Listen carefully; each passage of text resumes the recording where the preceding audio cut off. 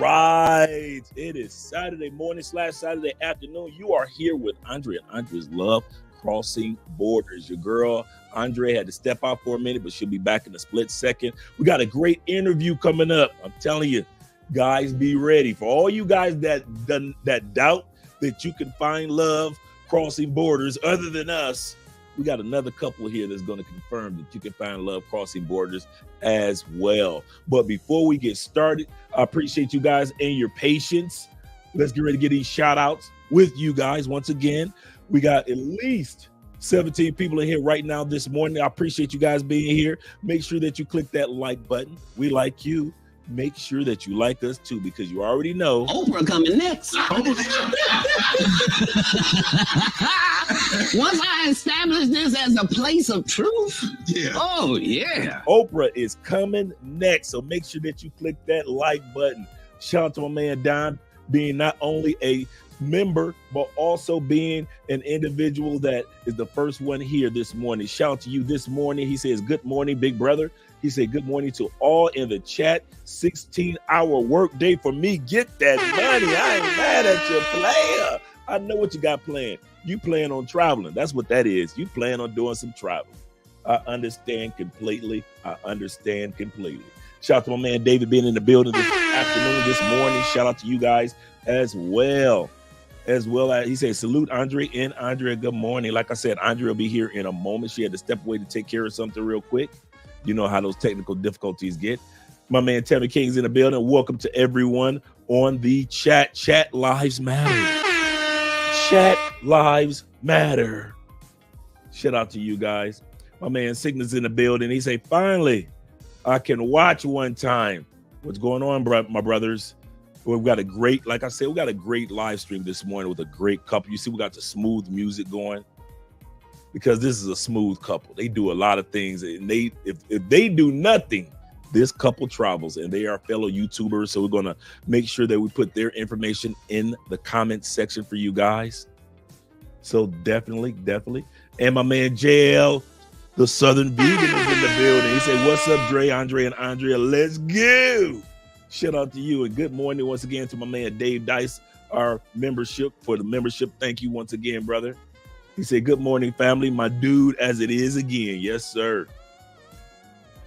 Ox Herman's in the building. Shout, buenos dias, mi amigo. Hey, Jonathan, do me a favor. Resend your email that you said that you sent me the other day. The reason why is I looked for it last night and I couldn't find it. Now, the only email that I saw with the Jonathan was somebody sent me a link to a video to kind of like review. But other than that, resend me your email, brother. Good morning. Salute to the chat. And Andre, salute to you, kind sir. Salute to you. And we got Greg G in the building. He said, good show last night. Love crossing borders. We try to do our best, brethren. We try to do our best. And my man Jay is in the building. Shout out to you, Jay. He said, good morning, Andre. Shout out to my man Jay Curve in the building. And Black Nubian, them Canadian boys at it again. I told this guy where I was from. He said, oh, Canada. All right, we're about to get started in a few moments because we don't want to hold them up. We're actually running a little late. So let's get ready to get started with the live stream. Shout out to Steve, and Black Empowerment being in the building. Shout out to you as well, kind sir. My man Will the Thrill is in the building. Shout out to you being here as well with the $2 super chat. Shout out to you. Good morning, brother Andre and fam. And my man, we're going to end it off with my man Beards World being in the building. Shout out to you, brother. Buenos dias. He said, I don't remember what it was, Dre, but I'm sure that it was important. It was an important video I wanted you to watch. Okay, I got it then. I got the video. Okay, cool. And I actually watched the video. I know exactly what you're talking about. I watched it last night. As I was saying, these guests that we have here are a couple that have been together for a while, and they are going to be sharing their testimony of how they met, how they continue to have their relationship grow, They're going to introduce us to their YouTube channel and their YouTube journey. And so moderators, that means you got work to do this morning in regards to making sure that we have their channels and have their information linked at the bottom of the description so guys can be able to join. We got 26 people in the building. We see that is growing. Make sure that you click that like button. We like you. Make sure that you like us too. Once again, your girl Andrea should be here in a split second. But let's pull our guests up right now. Shout out to my man Castillo, by the way.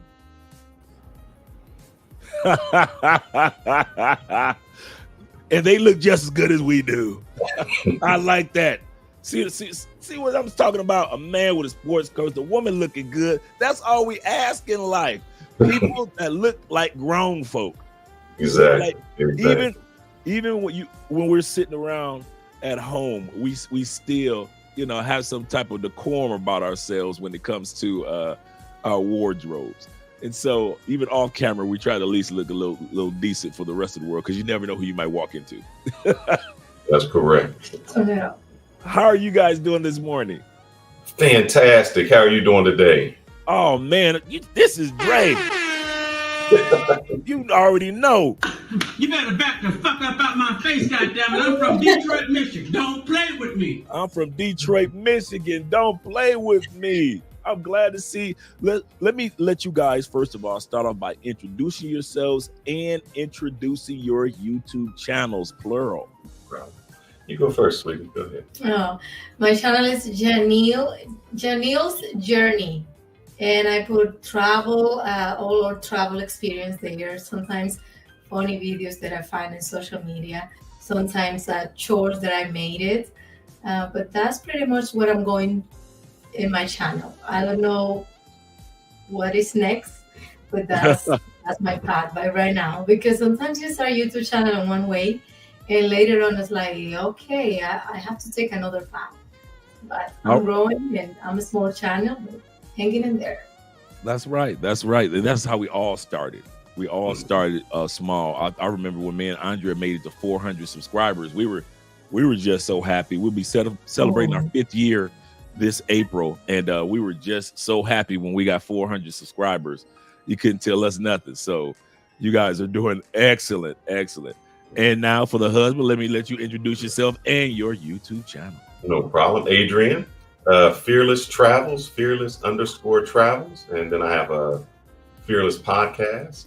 So basically the same thing. We do traveling all over. So I got tired of just being the cameraman, taking some pictures of everywhere we went. I said, we need to kind of document where we're going. Brother, I know that feeling. Videotaping our life. So we started doing that. I said, let's bring this to YouTube. Share with the world the good things. Yes. That's right. Now, moderators, I just put if you could do me a favor, I put the titles of both of their channels in the comment section. Moderators, can you do me a favor? Search for the channels and drop the links of the channels in the description of the video. We got 39 people in the building. Click that like button. We like you. Make sure you like us too, because you already know Oprah coming next. Oprah is coming next. So make sure that you guys make sure that you guys click that like button. Shout out to my man For Profit, them Cleveland boys at it again, Mom. They're at it again. Cleveland is in the building. Shout out to you, brother.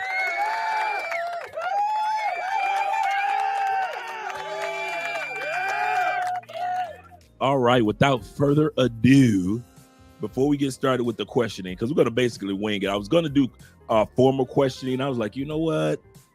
They're a couple like we are. So basically, they think like we do. So basically, we're going to go from that perspective. First of all, before we go any further, cologne of the day is the infamous. I hope you guys can see that. It may not. I need to get the lighting right again. Is the infamous Spice Bomb Extreme. I'm telling you guys will love it. It is a great daytime cologne, nighttime cologne. It is one of the best colognes that's come out over the last, I would say at least Spice Bomb is like 7-8 years older. The Extreme is like maybe 5 years old. It is an excellent cologne. One thing I always say when you're traveling, you got to bring your 5 C's. You guys remember this too. First C's that a person got to bring is common sense. We're going to go through that. What do you guys think about your first C, bringing common sense? There's a lot of people who travel who don't do that. That should be a number one rule. I don't know. They think when they go overseas, they're in America, or they do things that they wouldn't do in the States. Yeah, they lack the common sense. The second C that I'll say that a person should bring is condoms, males and females. I believe women should carry just as many condoms as a male in this grown society. What do you guys think about the second C? Yeah, don't drop any kids overseas and don't take care of them. So strap it up. I don't know why brothers do that. And then you don't know, especially if you're just a weekend warrior traveler, you don't know what she's doing the other 51 weeks. And you don't want to, for the ladies, you don't want to end up with a baby. You coming back from Tanzania, and next thing you know, you 4 months or 3 months deep into motherhood, not knowing it. So, ladies, it's just important to bring protection for yourself as well. And a lot of times in foreign countries, the foreign men may not have the protection. So you make sure you got to protect yourself. They don't fit. They got the small ones in most of the other places. They're not the same as a man. Absolutely. The third C is your clothing attire. Making sure you bring the proper clothing. Some people overdress, some people underdress. I'll give you a perfect example. Here in Colombia, a man that walks around in sandals outside the beach is very, very unattractive. Most Colombians don't wear shorts. So you'll get guys getting off the plane with their Jordan shorts on and the sandals with the socks. Oh, yeah. Oh, well, wait a minute. Okay, she doesn't like it. Why? Why? Tell them what else you don't like. The jerseys. I don't like the jersey. I don't know what is that. The little thing they put it under the hat.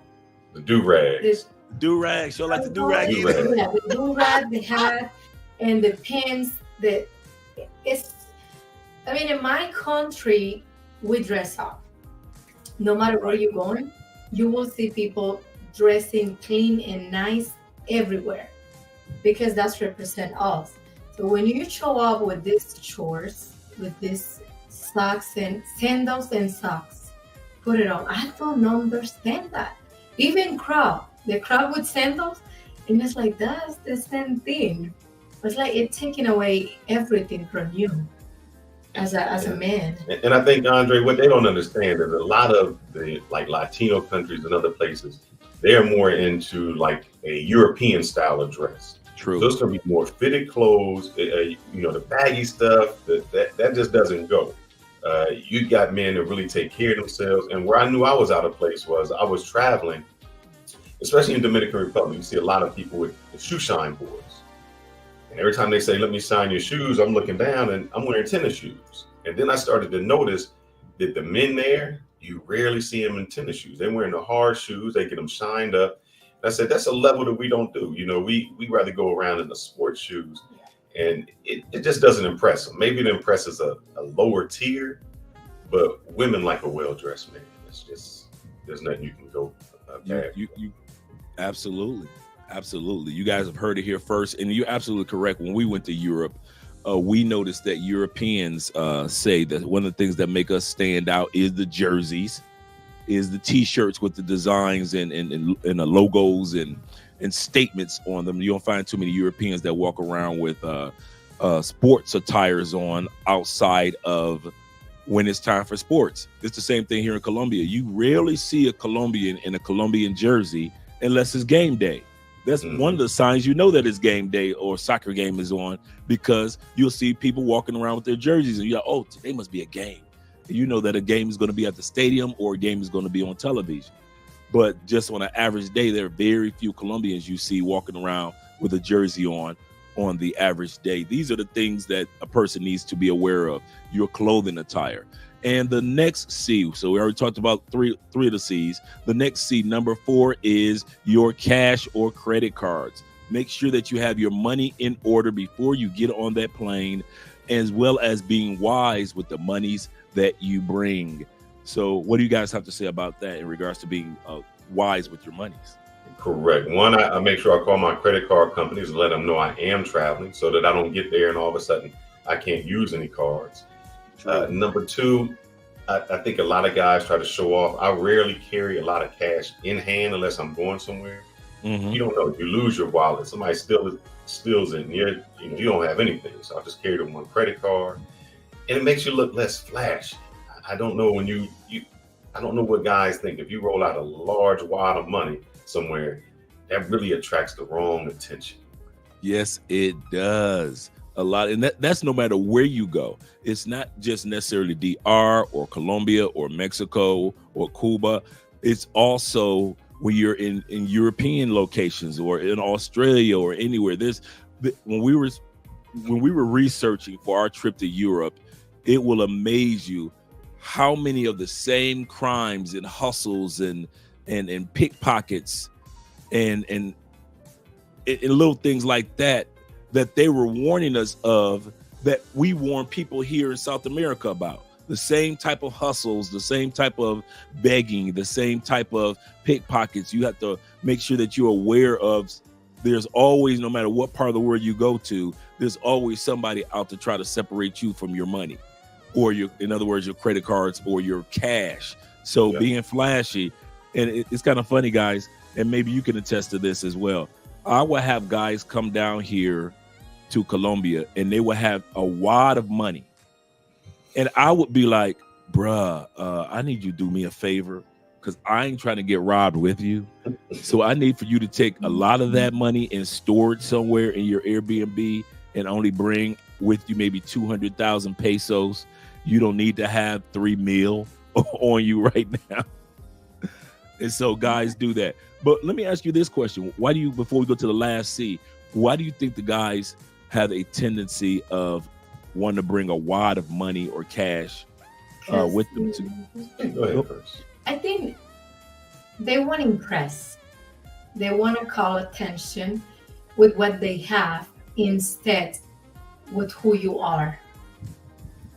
If you have personality, if you have a game, if you are alpha man, you are really macho man, when you enter to any room, you will impress. But when you don't have those skills, what happens is the money is the only thing you have to show. And that's what you're going to do. Plus, I think also is the mentality that all countries are third world countries. And a couple dollars can fool our eyes or buy us.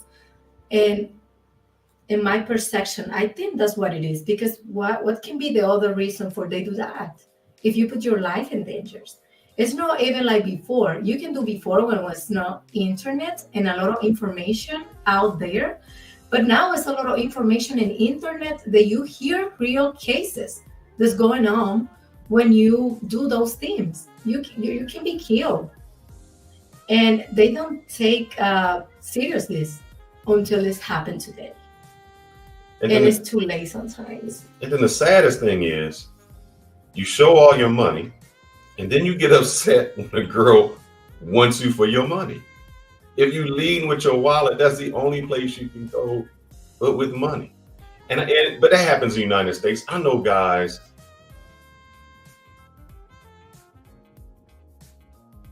anything besides that material thing in order to approach someone. It gives them the confidence. True. So I think it's a lack of confidence. That's a way that you can say, I have some confidence, just by trying to show you have some money. People with wealth, they don't really show what they have. No. You know, if all of your money is what you're wearing, and that's more than what you have in your bank account, that's an issue. That's absolutely correct. I'm glad that you said it like that.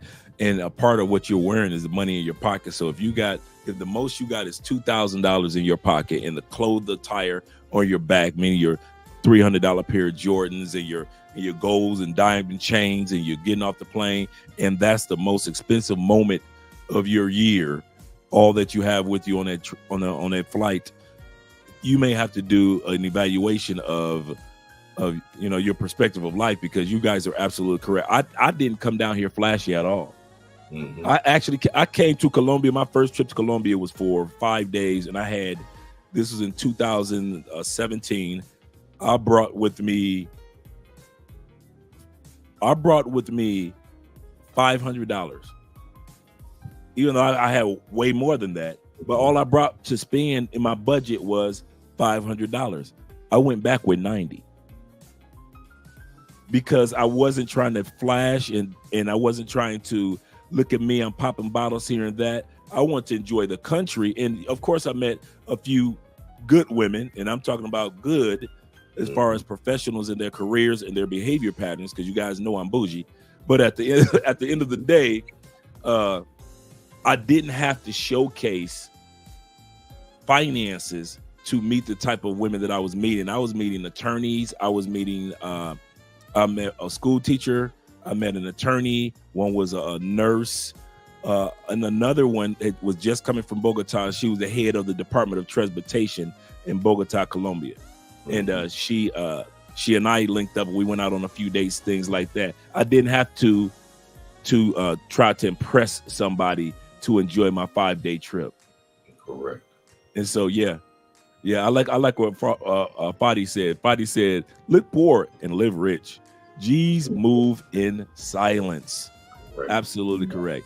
And could you share with us what country or island that you're originally from? Oh, me, I'm from Africa Island. You know, I'm just joking. You know what? Joking.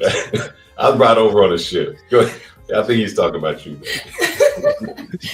From Dominican Republic, the city of Santiago. DR en la casa.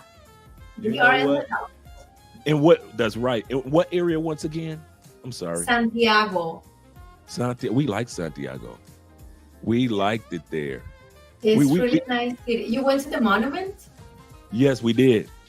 Nice. We did. We went there. We were in DR for a month, so we spent the whole month traveling the country. We went to Santo Domingo twice. We went to Punta Cana. Did I get it right? Punta Cana. We went to, what's that? Playa? Is there a playa or a? No, that's in Mexico. We've been on so many trips. Playa del Carmen.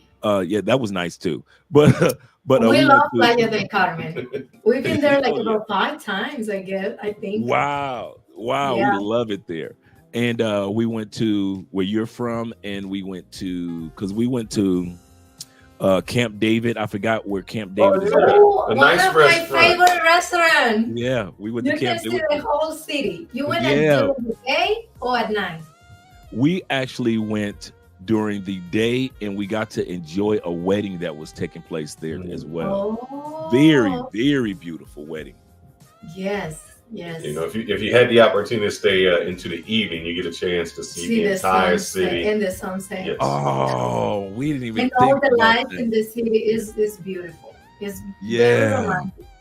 Yeah, it is. We had a great time, and of course, being the photographer, you can attest to this. You know, being the guy who, babe, take a picture of me here, take a picture of me there. The old cars. You see the old cars? Yes, we got a lot of photos with the old. That's the only place where I got a chance to get my photos in. was by the old cars. Any other part of the trip, it was I was just a photographer and a videographer. So I know that feeling. I definitely know that feeling. But we've got your YouTube channels up. Make sure that you guys subscribe to the YouTube channels. We've got 67 people in the building. Click that like button. We like you. Make sure you like us too, because we already know Oprah coming next. Once I establish this as a place of truth, oh yeah. All right. The reason why I wanted to have you guys on the show is 1 second, Andre. You didn't get to your 5th C. Oh, my 5th C. Thank you, brother. And the 5th C is always for men and ladies. You gotta smell good. Bring it. Once again, today is Spice Bomb Extreme, what I'm wearing. If you're a woman, bring your perfumes. You gotta smell good. One of the fastest ways to impress a group of people or showcase to a group of people without reaching into your pocket is how you smell. People should be able to have a good scent of you within a 3-foot projection. They should not be smelling you from down the street, but within a 5 to 3 foot projection, most people should say, wow, somebody is smelling good. Don't wear the wrong cologne for the wrong season. For example, if you're going to be in DR You are not going to be walking around with Baccarat 540 on. Why? It is a very strong, or oud cologne. Any oud colognes, they have strong projections. So in hot heat is really going to project, and you really don't want that oud scent projecting like that. You're not going to have oud on when you are romantic in the bedroom. Why? It is a strong scent. So if you're sweating in the bedroom, it'll project, and the woman won't feel comfortable with that. So you got to have the right proper colognes on for the right moment. But the one thing that you do need to have is some type of smell good, because that cologne, the fifth C is extremely, extremely important, as far as that's like reaching out with a long arm and shaking somebody's hand to introduce yourself to them even before you walk up on them. Let me speak on that, Andre. So there we go. Here's the thing. My cologne game wasn't good. It wasn't. I was wearing, I was the Old Spice Brute kind of brother. Oh. I remember, this was a while ago. And I remember we was together and we're walking. And y'all were together? She must love you. But here's the thing. She must love you. We're walking somewhere together. We're at the mall or something. And the wife does this. What are you looking for? You're like, somebody smells good. She's on a hunt for whoever passed me by smelling good. I don't care. I don't know what they look like. She probably didn't know what they looked like. But that's correct. On her nose when we went back. Correct. And I was like, it's like that. And she's like, you got to smell good. So since then, we spend every Christmas, Christmas, they always have the package deal. True. And we'll go into stores on Christmas and get, 3, 4, 5 colognes for that, with, the whole travel package, all of that. So I had to get my game up because, when nose start going anywhere else and she's searching for whoever has it, it brought me down. My Brute wasn't working. But it's something you cannot control. It's like when you're in the gym and somebody, stink. It's like you try to run in a way. You try to be nice and hold it off. But I get to the point that it's like, I need to move. I need to stop doing whatever workout because I can't. It's the same when somebody smells good. You just turn and looking for it. Even a female, sometimes I'm like, man, that lady smells amazing. I wonder what she's wearing. Because other thing is, you used to buy things online, but you don't try in your body.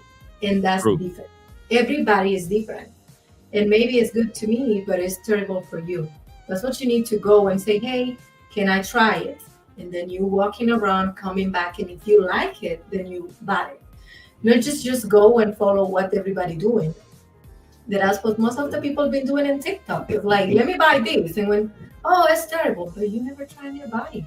And now I get the heads turning looking for me. I'm walking through and they looking for me. That's all I say. That's all I say. Your sense introduces you to someone. We just got back from Bogota, Colombia, and Bogota is like the capital of Colombia. We've been there many a times. Yeah, and their colognes are expensive. Mm-hmm. And so Andrea, usually I get the expensive ones, the $300-$400 colognes, right? And I got plenty of them now, $20 colognes back here as well. But this time there was a perfume that Andrea got, and it was $300. But it was, and it is amazing. She tried it on earlier that day, and she walked around and was smelling so good. And I was like, and when we first got it, it was $500 a bottle. And we were like, we didn't get, when we first saw it was $500 a bottle. So everywhere we went, because we were looking for colognes for me, and everywhere we went, the price was still $500, $550, $500, $550. And the last place we went to, which is my favorite cologne shop in Bogota, they just so have to have on sale for $300. And Andrea was like, well, I could order it online. And I said, oh, no. We are getting this perfume right now. I said, we usually spoil me for my colognes, as you guys can see. And I had a bunch of them up there, and I give away so many colognes. But we're going to spoil you with the expensive bottle of perfume. And it was well worth it. So every once in a while, we splurge on ourselves instead of just getting the $40, $50 cologne or the $60 cologne. We'll splurge on ourselves and say, you know what? Let's get a really, really nice perfume or cologne that we really want. Cost is no object. And Andrea got hers this go around. I'm very happy. It smells so good. And I'll try to remember what the name of it is, but I know she does, and she'll be here in a few moments. But some people have already subscribed to your channel. Shout out to my man Malwood in the building. He subscribed to both of them. Make sure that you guys subscribe to the channel. Will, do me a favor. Could you do me a big favor and make sure that you drop? Also, we'll drop the link to one of the cologne shops. So make sure that you guys, if you want a Sound of Bravo or Sound of Brave, make sure that you guys check out the link that Will just dropped there. But we'll also drop the link to their channel once again. We got 70 people in the building. Click that like button. We like you. Make sure you like us too, because we already know y'all excited because can't you see I got a passport? I got a passport. When you first started traveling to DR, what was your expectations when you were going to DR? Were you going there basically just hanging out with your boys? Were you one of those guys that were like, I'm hanging out in Sosua? What was it that you were doing? Yes, sir. When you first started going. She's originally from Dominican Republic, so she stayed there 27 years before you came. Mm-hmm. She came when we got married. When I was going there, so here's the difference, Andre. When I was going there, this was before the internet. You didn't have a GPS. You know, if you've been traveling a long time, you used to have a phone, and they would get on the street corner, you would get like this orange card. You have to peel it off, type in the numbers, and you would get a span of time. There was no, Sosua. Translate. Yeah, there was no Google Translate. You just got it. So most of my time was spent like in Santo Domingo. And that what people don't understand, Sosua was actually mostly European men, Germans and all of them coming Italians. in. Yeah, Italians and a lot of expats that were there. And when I went, I mean, the crazy thing was, this is how they tell you how to get there. Get on this street and just drive straight until you see the monument. There's no directions. There's no map. So the first time I went to Santiago was just driving for 2 hours, hoping I don't get lost. And then going up to Puerto Plata, it was entirely different. So the tourist place is entirely different. When we come back now, we'll split our time. So we'll split our time between like her family, seeing all the cousins, and then like doing maybe a resort or some type of excursions. So a lot of people don't even understand. We talked to some people that they go to Sosua, and the Sosua is really just 5 blocks. It's not really, that's it. And local people, like local Dominicans, they don't go there. You'll never hear them say, "Oh, I'm going to Sosua." That's just not a place they would even frequent. There's beaches that's next to it that's much better. And then even excursions in there. Like we went to it's called 27 Charcos, which is 27 waterfalls. Where you climb up through the woods and then you slide down 27 different waterfalls. They have monkey jungle up there, ATVs, cable cars. So there's so much to do that I think a lot of men, when they travel, they go for one purpose, and they miss the entire culture. They miss the entire experience. They don't travel for the culture. That's a good point. They don't. We travel for the culture, for the experience, and for learn new things. Most of them don't. Yeah. And we need to be realistic and respectful about that. Everybody's purpose about travel is different. That is so true. So true. We got a girl, Andrea, in the building. Finally. Finally in the building. Hello, everyone. Hello, everyone in the chat. Hello to our guests here. Of course, super happy to you guys be here. And nice to meet you. I'm Andrea. For Andrea and Andrea Love Crossing Borders. All right. Finally, Adrian said speak to you in Spanish, but the people in the chat are going to understand. And that's weird. I never hear you speaking in Spanish. Well, yeah, I know, and it's kind of weird. Even in our house, we speak English all the time. We too, and I try. Yeah. I mean, muy mal. You are a bad teacher, and Andrea I mean, I think enseñarle español. I know, but it's I mean, it's his word too, and I always say it's to Andre because he had to put the hard work. When I learned English, is because I want to do it, and I went to school and everything to take classes. Yeah. So he has to put the hard work. And when he said, "Babe, talk to me in Spanish all the time," I would do it. Yeah. Yeah. That, you know what? That I tell you what my issue is, and it's not bad. What is your issue? My issue is that, and it's my fault. I have been so busy focusing on building the brand, putting us in a position to where we are extremely economically blessed, laying a foundation in a new country, everything from citizenship to, in the visa process and all those things. I've been so busy focusing on those things that I have to admit I put it on the back burner subconsciously. And I don't know what happened to our camera. Hold on for a second, guys. Our camera went out. Can you guys still hear us? We can hear you. Yes. Correct. Yeah, it's just okay. Something's going on with the camera. Okay, I don't know what's going on. Let me check that out. But it was my fault in regards to not taking that aspect serious early. Now I'm starting to realize, and I think because I've been in studio for 5, 6, 7 hours a day, I'm now out interacting with people to be able to where it's a must. Even though I have my Colombian friends and colleagues that I do hang out with, I'm not interacting enough in the community to use or practice my Espanol on a daily basis, and that's what's problematic. Okay, we got it back on. We're back. Yeah, good. And that's that's what's problematic. And I think I just ordered us a new cord too. I think it's our cord that's been acting up lately. That's why our camera goes in and out every blue moon. But I think that's what my reasoning is. And what is your reasoning for not having master Spanish? Oh, no. Oh, you talking to the wrong one. Yo hablo español muy bien. Okay. There we go. Well, I'm the only one that's about the party then. Yeah, so take that.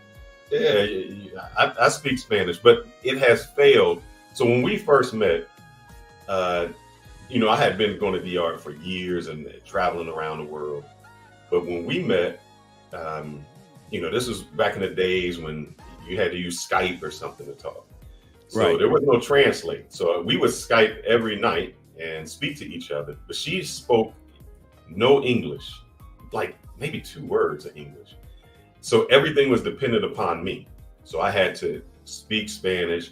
And I learned, and the best thing to do is going to be problematic for you because your wife speaks English. And whenever it gets difficult for you to understand, she'll just revert to English. You have to, Andrea, what you have to do is just only speak Spanish, because then your mind will start to only think about Spanish. And don't worry about it. You don't learn. I think what happens is people want to learn phrases. If you have a child, your child doesn't learn phrases. It learns bottle, like bottle, baba, food. You want to learn one word and then you start compounding on that word. And then I remember when I was with someone and they said, apaga la luz. I'm like, all right, I know light. So light is on, and maybe they mean turn it off. So you start thinking like that to say, oh, I know a few words and what do the other words mean? So my Spanish at that time was fantastic. Then she moved to the country and I gave an ultimatum. I said, all right, 3 months, we can watch all the novellas. We can listen to every Romeo song there is on the radio, all of that. I said, after 3 months, it's cut off. And the reason is, see, you're in a Latino country. When you come to the United States, if you only speak Spanish, they start to think, oh, you're Mexican or Guatemalan, and your chances or opportunities are lessened. So I said, we can't do it. So I focused so much on her speaking English, then now we only speak English. So I've lost a lot of my And I don't like Spanish. it because it's like when he talked to me in Spanish, I melt him. it was, oh my God, I'm in love. I like this guy. Oh Lord. And now I have to fight for we speak Spanish at home. And he don't like to. And I'm being like, but you need to pick up your Spanish again. And we get to the point that I'm trying for a couple of days or I'm trying for a couple of hours. And he replied to me back in English. And it's like, but it's easy for me anyway, talking in English, and you understand perfectly that I keep trying. But like Andrea was saying, it has to be, he need to pick that. He need to put the effort to be fully bilingual again and speak English, speak Spanish fluent, like in the way I speak English. But it's up to them, and they always make an excuse, and I don't like that. I don't like excuse. Yeah, she called me Rico Suave when I speak. Rico Suave. That's so true, you guys. I mean, it's you gotta feel like, I think, forced to speak the language, and to me it's funny. Like I said before, I mean, I speak English all the time here in the house. When we go to doctor's appointment, we speak Espanol, of course, to explain all the situation. But yeah, it's a situation that Andre needs to feel forced to speak Spanish, because for being Colombia citizen, he got to know the national anthem. He got to know the history of Colombia, and all of that is in Spanish. So yeah, I mean, I don't say that you gotta speak the perfect Spanish. You know, Colombians, Dominicans, we got different slang and everything, Ecuadorians or whatever. So it's just trying to do your best and trying to communicate the best that you can. So I mean, I'm agree with her. And you know, the irony is, when I'm out and about, it all comes out. Mm-hmm. When I'm among Colombians and I'm just sitting up there at the restaurants, I've got favorite restaurants, I got friends, colleagues. When I'm conversing with them, all of a sudden the puzzle pieces fit together. But then when it's time for me to be at home or to be just fluent, I come home and I'm like, but when I'm out and about, Andre can sit back and say, "Oh, I need you to go down here to that, take care of this, that." Oh, I'll be right back then, and I'll go take care of it. No problem, no issues. I haven't pulled out a Google Translate or nothing. It just flows. So all the words that I need are there. It's just that I need to practice the art of putting this puzzle piece together, and that's why I just ordered the Pimsleur and the Duolingo to help me put those pieces together. But you guys are right in regards to, we should start having days where there is no English habla aquí. So I'll be able to get a lot better. Like I said, all the terms, the little words are there, because either watching telenovelas with her, you know. Teresa. I used to watch Teresa. It was a Teresa and the Narcos, and what was that? Rosa de Guadalupe. La Reina del Sur, Rosa de Guadalupe, all of that. I even one time I told Adrian, hey, we was doing grocery in Walmart. I said, you know what? Every time that you say a word in English, you owe me something. It was 3 minutes. I was like, I give up. I give up because I cannot be more, I cannot push you to speak Spanish. I mean, Spanish, no English. It's Spanish so bad. You want to wish in that more than me. And I give up in 3 minutes. Literally, we walked 2 islands of the store, and I was like, no, that's it. I win, you lost. And it's lost because be bilingual or trilingual. That's amazing. That's great. Then your brain, you believe it or not, you will be impressed of all the things your brain is capable to do when you speak more than one language. And so what got you interested in, Andre, you know, if you're ever in Colombia or Latin America, watch the news. The weather women, oh my God, they'll make you want to learn Spanish. Like, what kind of weather is that? It's Frio? What's Frio? So it's crazy what you do. I was actually going to come out, and I was working on this about last year. Andre doesn't know this. I was actually working on Weather Women channel around the world, because it's not like the States. Weather women in other countries are extremely feminine, extremely attractive women that know their craft. And so So I was actually going to create a channel and it kind of like fell by the wayside because I was focusing on our other 4 channels.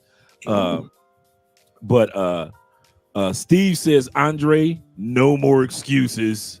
He said, learn the language. You can do it.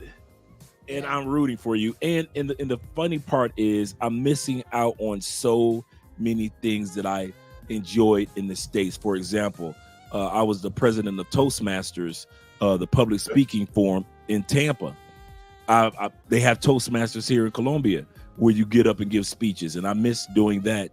So guys were just telling me that they were having the Afro-Colombian Women's Business Foundation meeting here to where business women from around the country came to Cali just a week ago, and they were able to have meetings in regards to the growth of businesses in the Afro-Colombian community.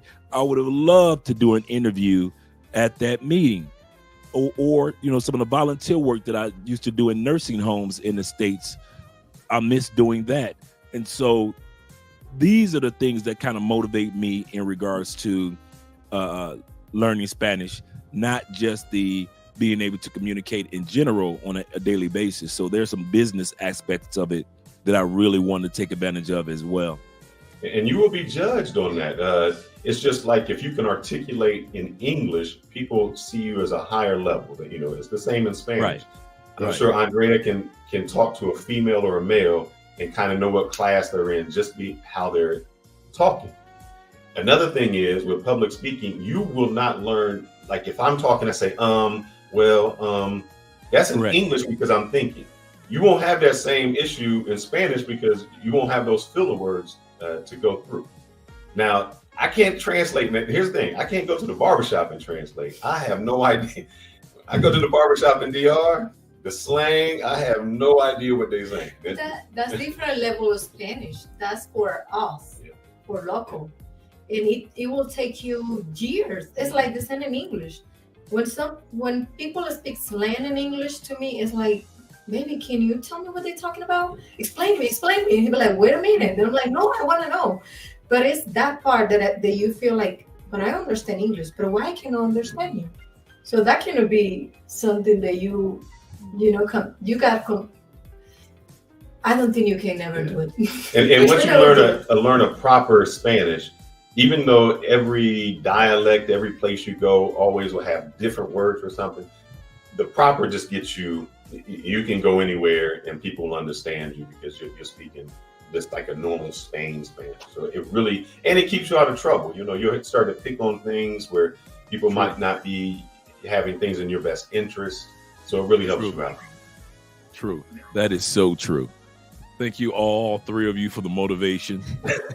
All 3 of you making me feel like I'm the only one left out of the party where the front door has been shut on me and I'm out in the cold right now. We want to hear you talking Spanish a little bit better.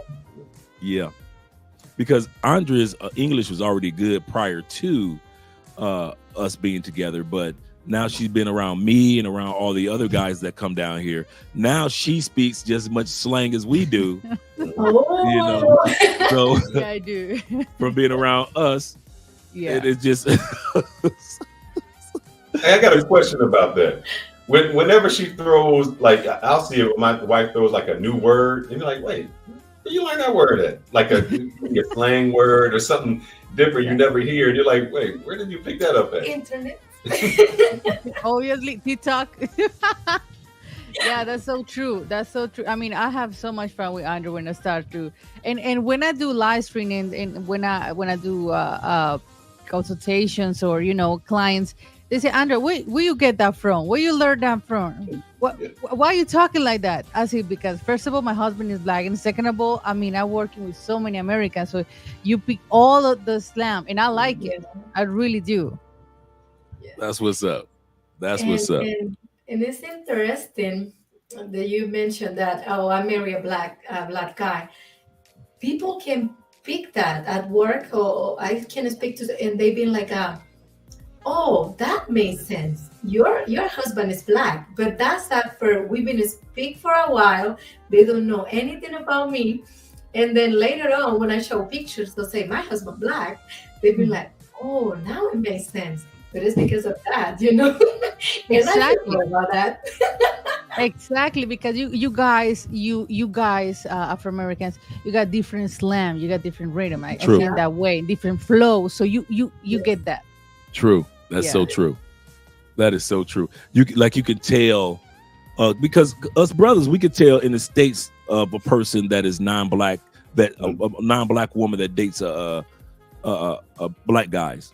You know, we can tell their energy. They may not even have to open their mouths many a time. We go, she messed with brothers. That's what we say. She messed with brothers. Yeah. You can tell. You can tell that energy of she messed with brothers. I could tell. And so it's just one of those things. Let's go back a little bit to back into time when you guys first met. Tell us about that moment. We got 91 in the building. Click that like button, guys. We like you. Make sure you like us too. Click that like button. Tell us about when you guys first met. How was it? Was it happenstance? Did you guys purposely meet up? What was? I met her on a website. Okay. And we spoke. So I had been traveling, like I said, way before I ever met her. I've been to her country many a times. And we started speaking, and we spoke for about 6 months. I didn't travel for 6 months. We spoke every day for 6 months. The first day for 16 hours we spoke the first day. So maybe half of that would have been like, "What'd you say? I don't understand. No entiendo." But and then I arrived, so I said, "Hey, I'm gonna come down there." So here's how you tell the difference between like a good woman and a bad woman. When I arrived at the airport, it wasn't like, "Hey, go find a hotel." It was like, her mom's there, her sister there, she's there. You know, they all waiting for me as soon as I get out. So the whole family's there. I go to the house. I don't know, maybe my pictures were deceiving. The mom must think I was like 400 pounds because, you know, they have the plate is filled with rice, avocado, all the food. I'm like, I can't eat that. But that's how it's welcoming, where they say, that's right. Where they want you to know this isn't just about you. You know, you become a part of the family. You know, you are in that. We kind of know you. So that was the beginning phase that we met. Yeah. So when you guys 11 years in the row. Yeah, it's been 11 years. Wow. Yes.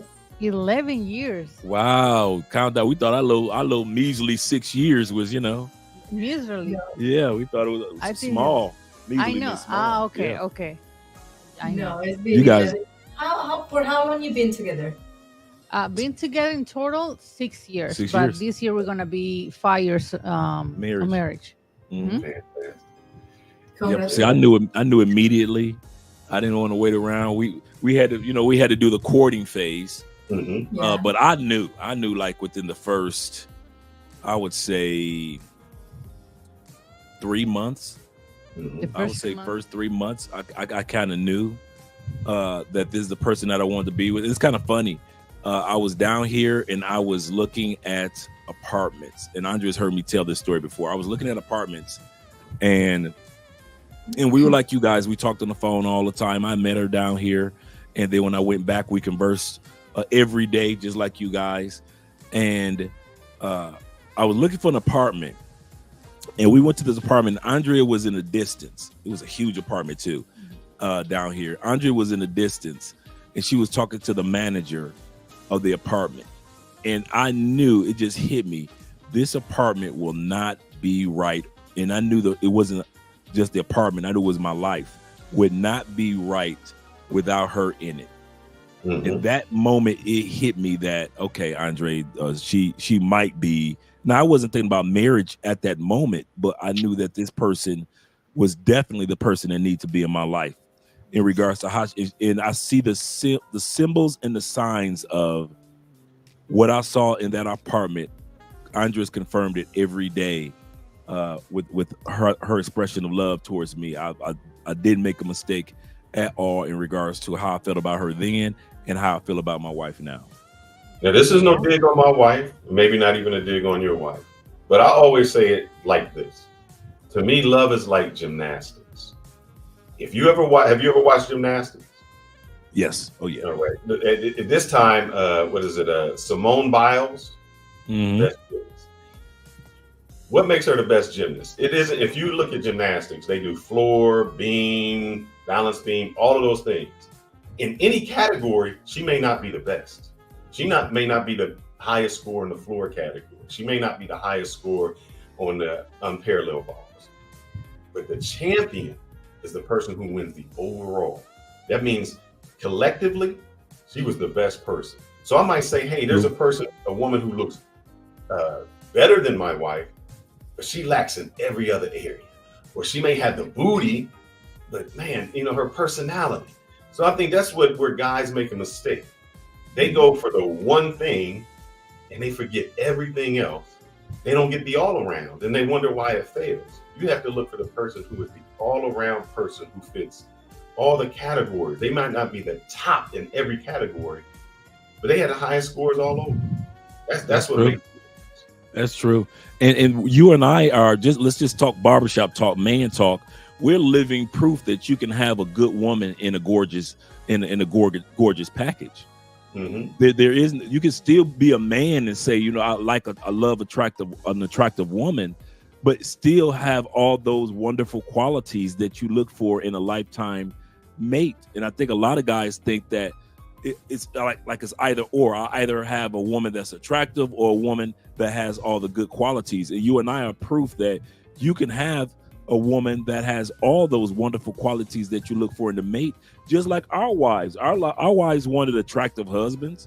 They wanted a husband that they can look up on and say, okay, my man looking good today. I see he looking good. He's smelling good. He got good energy, masculine. These are things that they were looking for in their husbands. I know we're kind of speaking on behalf of you ladies as if you aren't in the room, but what I'm trying to emphasize on is just like what you emphasized on is that package deal. And so the ladies were looking for good men, but yet still attractive. We were looking for good women, yet still attractive. And the reason why I said this, I'm really talking to the chat. And the reason why we have the couple here, not just us, and we're going to have other amazing couples here, is because we want to let you guys know that not everybody's experience in Colombia when it comes to finding quality women is negative. When you are a good man, and let me hear what you guys have to say about this once I lay this foundation. I want to hear what you have to say too, Andrea. Mm-hmm. When you are a good man in the States and you attract good people in the States, that translates, you being a good person translates to other countries, and good people eventually come your way no matter where you are in the world.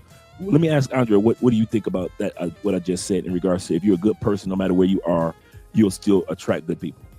I think your energy attracts what, how would say, in my English, the universe give you what you attract, something like that. Mm-hmm. And yeah, that's so true. I mean, I think when you got honestly and sincere from the bottom of your heart and set up what you want or what type of people that you want in life, the universe is going to give you what you deserve. You know what I have to make to make that clear, or get that point. But yeah, that's so true. And I think it's not a coincidence that, for example, you start, just for example, we set up this channel like 5 years ago, and we start to have people to supporting us and the audience and everything. And then we meet more people. Now we know you guys. So everything is just come together. So I see in that way, it's not a coincidence. I think what you want, what you think, what you attract. That's true. Yeah. That's so true. What do you guys have to say about that? I very much true. And here's some other things. I travel not only with my wife, but I travel alone. And the crazy thing is, when I travel alone, they'll say, well, where's your wife at? Like they want that energy. When you go around, you can tell that people call you and say, where are you at? You attract that energy. I think one thing that you guys may talk about, or you may not, I know, Andre, we've touched on it before, is liability versus assets. True. Should you marry a liability or asset? So you married an asset. Why? Because you can turn things over and say, hey, can you take care of this for me? Can you do this? It actually makes your relationship 10 times more. It's just not double. It's actually having, and I think Anton spoke about this, where he said he taught his wife real estate. He does that. And he can just almost send a clone of himself out somewhere else and know that that's taken care of. So it makes it better when you can bring that energy. And I had to think about it. You know, I work in corporate America. I'm more of an executive. What type of woman would I bring to that meeting? You know, because you get judged. You bring a woman who is tigre, ghetto, you know, not good. That becomes a reflection on you. When you have a good wife and a good reflection, it supersedes you. Men not only, women start respecting you. It just, you get so many opportunities. Like the most recent opportunity I got when I got a promotion like 2 years ago is because my boss lived maybe a mile away, and he used to come over and walk. We used to just walk, and it was him talking to my wife most of the time. He's like, man, he's really a good guy. You know, he judged me by that. He said, I want him a part of my team. And if you look at and I try to explain this to guys, when you look at CEOs, especially in corporate America, most of them are married. They've married because now they can become focused on what they're trying to achieve. They can strive with it. So it's very important, and you attract that just by how you're doing. And one thing I say that she has, and Andrea, you have it too, a smile. Man, that's you get a beautiful woman and can just smile and say something. It can break down barriers just by doing it. It's kind of funny. From the photos of you guys that you sent me, that is the one thing that I noticed that she has, that smile. Definitely your wife has the smile that I could see that attracts your attention. And I feel so blessed to have a woman like Andrea has a beautiful smile as well. Andrea got the full cheeks for you and everything. And so it's just so beautiful. Once again, we're talking about you ladies as if you are in the room. And it's just so beautiful. It's the little things. I got a question before I go to the statement that Munchie's had, which is a good question for you ladies. Do you ladies actually realize sometimes how valuable you are to us, or do you kind of like, okay, I'm just another married couple, blah blah blah?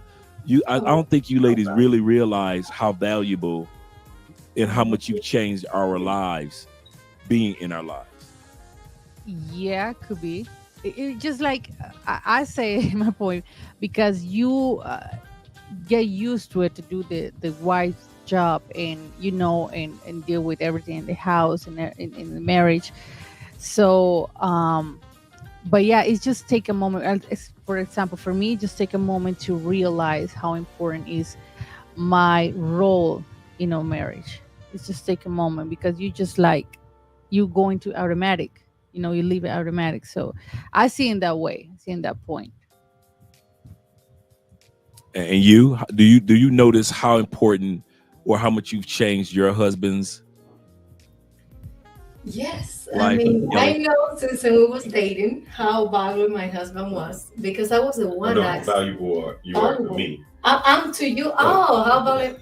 I'm really valuable because we growing together. We started from the bottom, and when I see back, or we see back all the things we achieved as a couple, it's like we do this together. And you remember when we was like in that time, and be like, yeah. And was the little things when he was doing his master and his bachelor. I remember the time there was like we spent hours in his office, he doing homework. And it was like, I clean for you. Don't worry about, I taking care of everything. I do the grocery. Even he hates, I do the grocery, because he said, you don't know how grocery shopping is smart. And I do the grocery. Those are all the things I was taking care of a wife, in order he have peace at home, and peace in that moment of his life he going through for he achieved his career. And every day, daily, when I come home and I know he got a lot of work, sometimes it's like, hey, baby, you got to disconnect. We need to have a little quality time for us, because it's important. You need to relax. Let's go get out and work out. I know you have a lot of work, but you need to take care of yourself.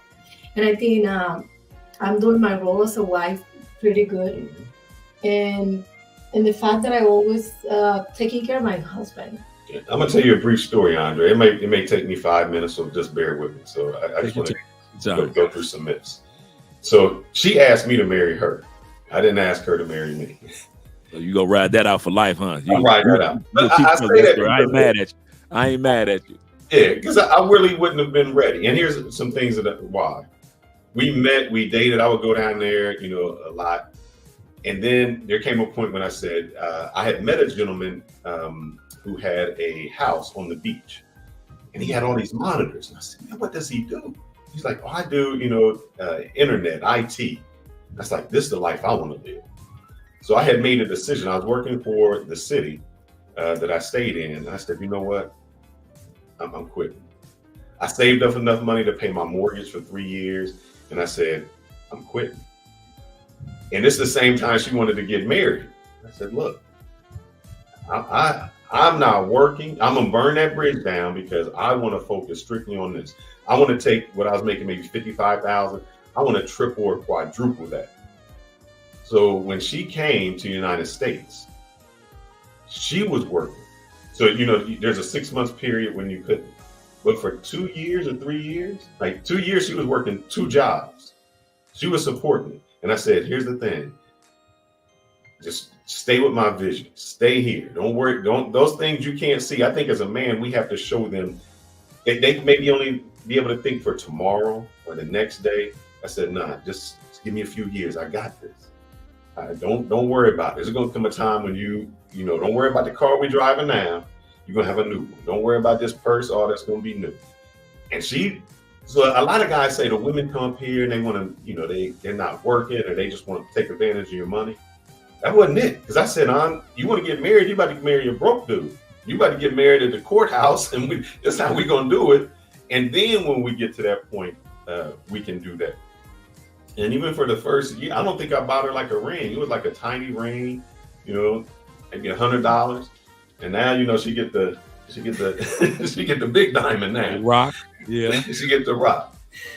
And so I say that to say, you have to have a woman. So when I say valuable, I don't think she understood that me. And here's the thing on a dig on me. I had to learn to stay in my lane, Andre. What I mean by that is this. If you were an independent man, you grew up, you probably did your washing, your laundry, your cooking, you do all of that. So when she came, I still had that mentality. I'm doing my clothes, I'm folding them. And she said, well, where's my place? I'm your wife. These are things I'm supposed to take care of. I had to step back and say, let my wife be my wife. Let me stay in my lane and let her do her thing in her lane. And when we talk about are we valuable, I'm a brother that sometimes if I want to go to Walmart, I just throw on some sweatpants and I can go. In their country, like, no.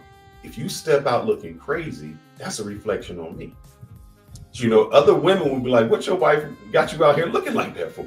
And so it's entirely different. So they actually bring our game up and they become an asset behind the scenes. I'm sure that even with your show that you're doing, Andrea does so much behind the scenes. It just takes up that slack. Even if it's that 20%, that 20% would take me so much time.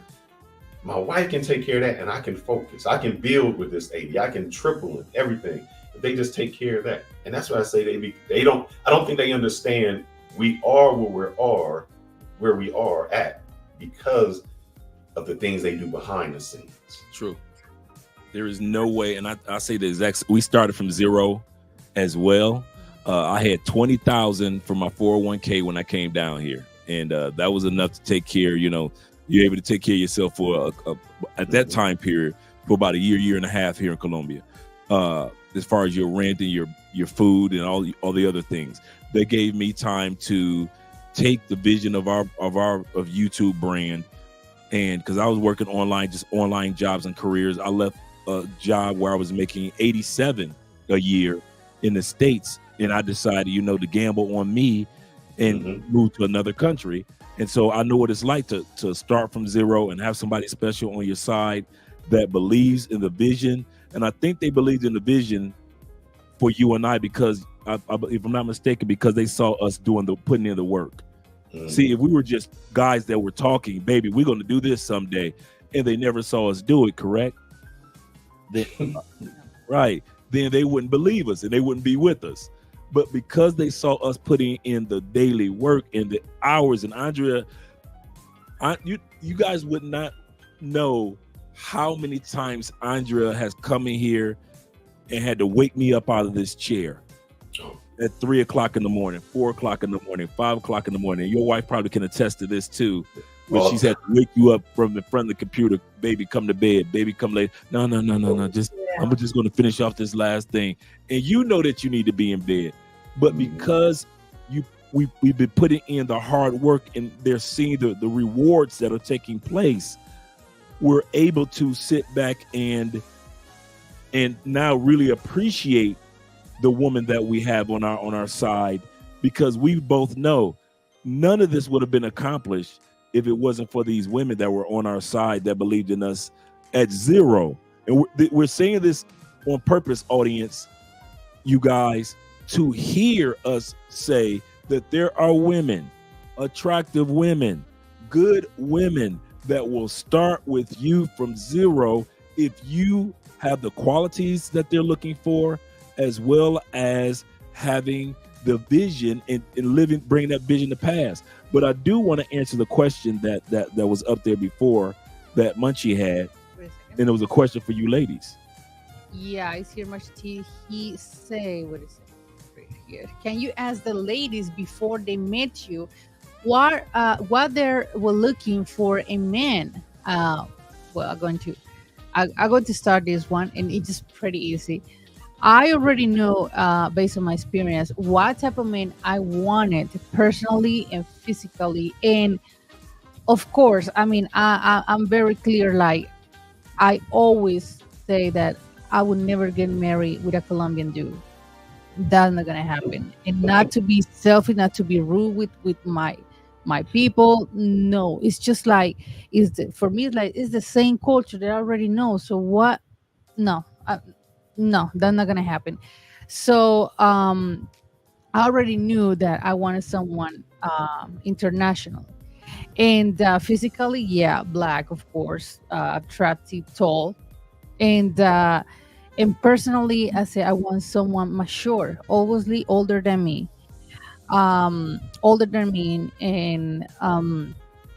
with professional life, with being gentleman, not like a perfect guy, but got really major qualities. I already knew that I wanted that in my life, so that was pretty easy for me when Andrea and I started talking and everything, and see what happened. Like Andrea said before, you in 3 months knew that I was the right one. To me, it took me a little bit more, because like I said, based on my experience, I take my time to not make fantasies in my mind, nothing, just like take it slow and see what happened. But I was pretty clear when he said, let's live together. I said, okay, let's live together, but I want to get married, and I don't want to wait 2, 3, 4, 5 years.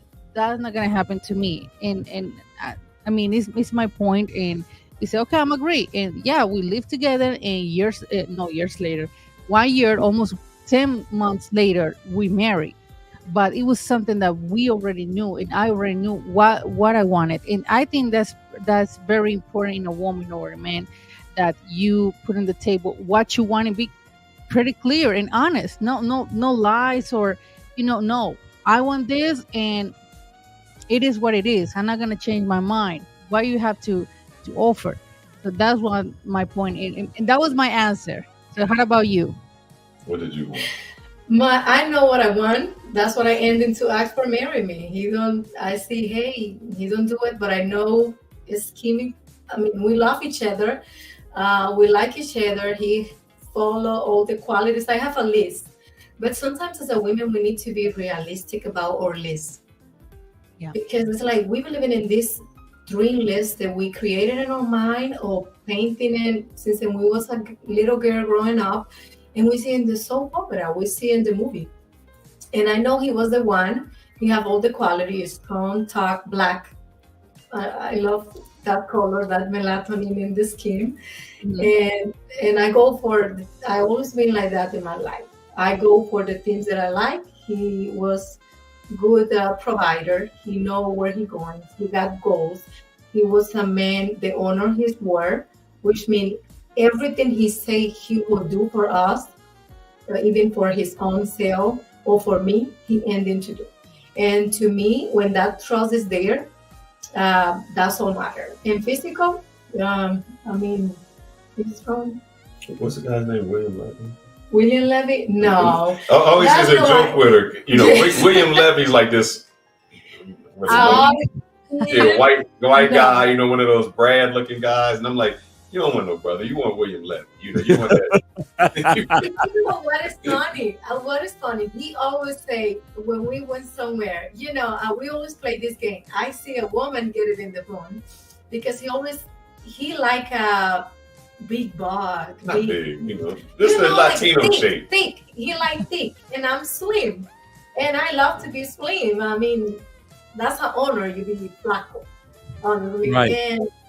And he say, and I always say, but why do you marry me? Because I'm not in the physical you like. He always say, oh, it's your personality and who you are. And he always tried to pick it on me, but you like white, and I'm like, no. And it's obviously like when I can see two guys coming in the room, and I'm like, my eyes always going black. And I told him all the time, it's something on me, they call me that color, that personality, that culture. And I don't know why. I can't explain it to you, but the same way with him. When there's an attractive girl coming to the room, it's like, yeah, that's your tie, you know. And we make a joke each other. But at the end of the day is that when you know where you are going and what you like, and that's like the guy say before you met someone, you already know if the team's going to work or that's what you like it for. But I think another difference, not a difference. I think, you know, she grew up with her father. So her father, you know, she's like, oh, you're like my dad. You know, he was a worker. He worked for the government. Her mom is a journalist. So those qualities, I think she looked for. And she was like straight up, like, look, I want to be, you know, I'm a family. I want a family. I want kids. These are the things that I want in my life. I'm not here to play. You know, if that's what your goal is, we just don't have time. You know? That's how Andrea was. Andrea thought I was a player when we first got together, because I was sending her, you know, like even though we met here, going back to the States, I was sending her photos of my life in the States. So my home, my vehicles, so she thinking, you know, I'm living in Florida, so of course I got a convertible. And so she thought he must be a player. He must got all the ladies in this. He must be. So that's another thing that caused her to be more reserved and patient, because she was like, let me see what this guy is all about. Is he another one of those Americans that come down to Latin countries and he's just being a player, or is he a serious person? And I was more serious than far less player than she. Of course, she realized that wasn't me. But at the end of the day, you're 100% correct in regards to the value that our women bring to our lives, the fact that they are the women that we want for life, even though we might see somebody that may be aesthetically catch our attention for a millisecond, that millisecond person will not be in our life alive. Exactly. In our life alive. And the Bible says this: the eyes of a man is never full. The eyes of a man is never full. We ain't gonna never see enough big booties. We ain't gonna never see enough slim waists. We ain't gonna never see enough pretty faces. Men eyes always notice, even subconsciously when we don't want to notice. But we do catch y'all also kind of like getting y'all glance in where y'all see something tall, chocolatey, and it's looking good. Yeah, but we dissimulate. We obviously we dissimulate. Am I wrong? I mean, No, you're not wrong. No, you just see the guy, just one, and that's it. Like, Right. we're not turning. No, They follow. I see. Look. Oh, God damn. It's like when you turn, I'm waiting for you here. So I used to get mad about that sometimes. Now, before somebody entered to the room and I know his eyes going there, I put it on there. I say, look at that one. And he'd be like, he's trying to, but it's like, you have to look because I already put it on you, you know? But at the end of the day, it doesn't matter because where he going at the end of the day? True. Exactly. That's what the same thing that I said to Andre. You got you. That's what you got your eyes. I mean, obviously. And I'm not getting mad about those things. That's so silly. But yeah, end of the day, someone look at my husband or someone look at me. End of the day, we are in the same house. We share in the same bed. So it's just like it's I think it's super. Yeah, like Insecure of some people. yeah, but we make dramas and all of Well, that. yeah. There's always gonna be attractive woman more than you, or got, a, mm, a better face, or more beautiful, different hair, or whatever, or afro, whatever. But it is what it is. You are with me is because something's going on with me, that you are with me, that you decide to get married, and that's the part that, to me, it's a big difference. I see in that way. I don't know what you think about this. Like, one thing is when your boyfriend and girlfriend, and yeah, you got your relationship. But another thing is when you are married. I'm your wife, so I'm doing something, or I have something that you love, that you want every single day. So just because you're looking at another woman, I'm not gonna create a big drama about that. Yeah. It's just Yeah. We got 100 people in the building. Shout out to you guys being here. Click that like button. We like you. Make sure you like us too. Make sure you subscribe. Hey, Will, if you are still in the building, Will the Thrill, make sure that you drop the link to their channels once again. I see that you guys have been subscribing. Shout out to you guys for subscribing to their channel. And they are an excellent couple. So they are proof that you can find love in the Dominican Republic, just like we are proof that finding love in Colombia is possible. I got a question for you guys. Mm-hmm. Do you think that because you guys met before this internet explosion of passport bro movement, as well as expat movement, guys living outside the United States, because you met prior to that, before Sosúa blew up, before Colombia blew up, Medellin, because you guys met before that, all that took place, do you think that gave you guys a better opportunity of finding true love compared to individuals that are going out there now? Now they're looking at Sosúa and they judge all of Dominican Republic as all the women are the same. They judge all Colombian women as if all Colombian women are the same. That's how they do that now, which makes it a little harder for guys to mentally be open to love with good women, because they're so enamored with social media now about these countries, compared to when you and I found love. Social media didn't have that much of an influence. Do you notice that difference now, or do you think that it would have been a little harder for you guys if you were together? Let me say this. Let me say this, Andre. I live in Dallas now. So in Dallas, there's a street called Harry Hines. Harry Hines is like, where all the prostitutes and all things are. I never knew Harry Hines existed.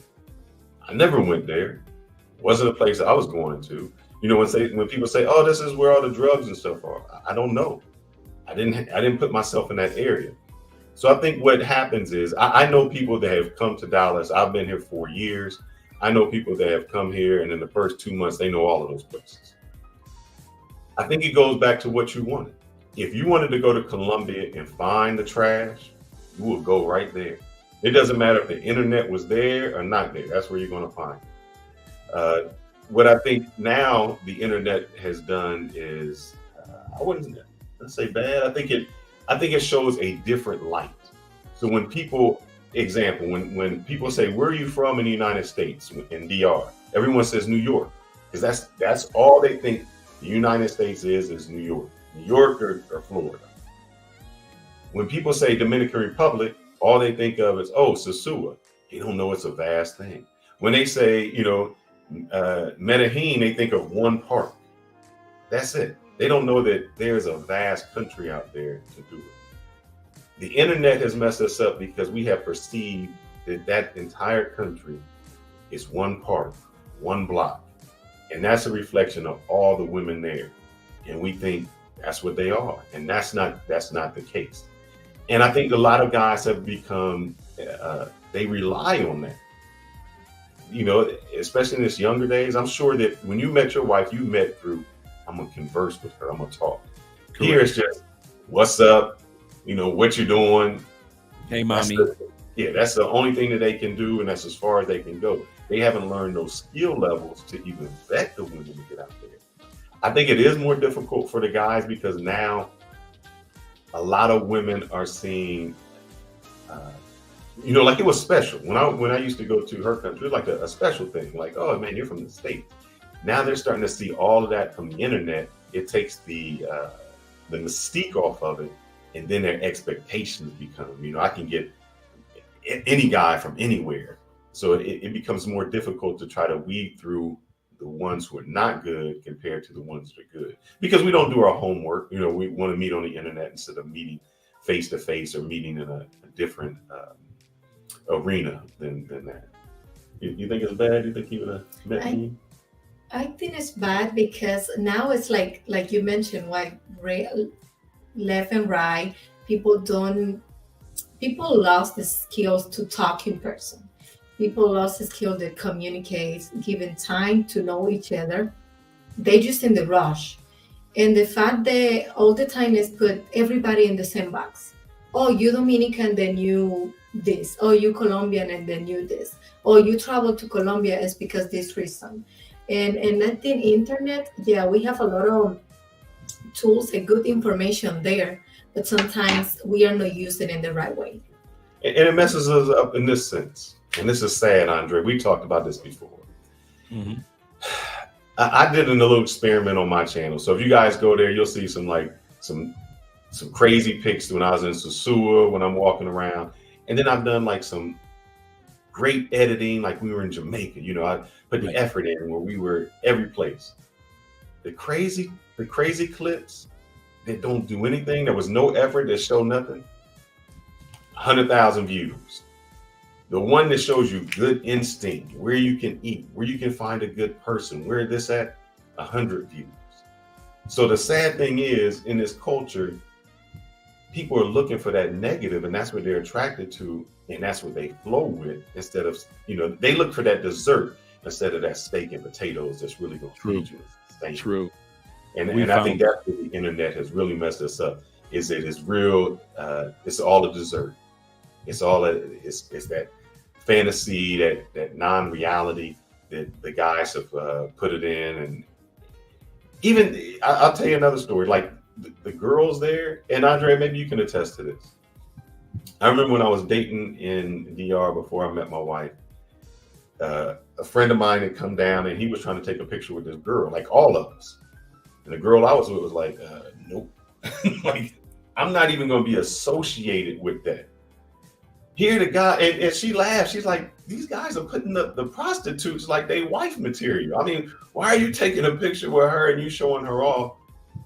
That gets no respect in the other countries. Where we think it's clout, that actually shows the lowest part. And that's where it's messed us up. We're looking for clout. We're clout chasers. That's true. That is so true. I'm glad that you even brought that part up in regards to guys taking photos with the wrong type of women, guys complaining about women but not going to the quality locations to meet quality women. When we were it's kind of funny that you would say that if you're not looking for it, you don't gravitate to that. You notice how we talked about that we went to Camp David when we were in DR. When we were in Santo Domingo, we went to the restaurant in the cave. Amazing. We rode the subway in Santo Domingo. A lot of guys don't even realize that DR guys that have gone to DR for years don't even know that there's a subway system in the Dominican Republic.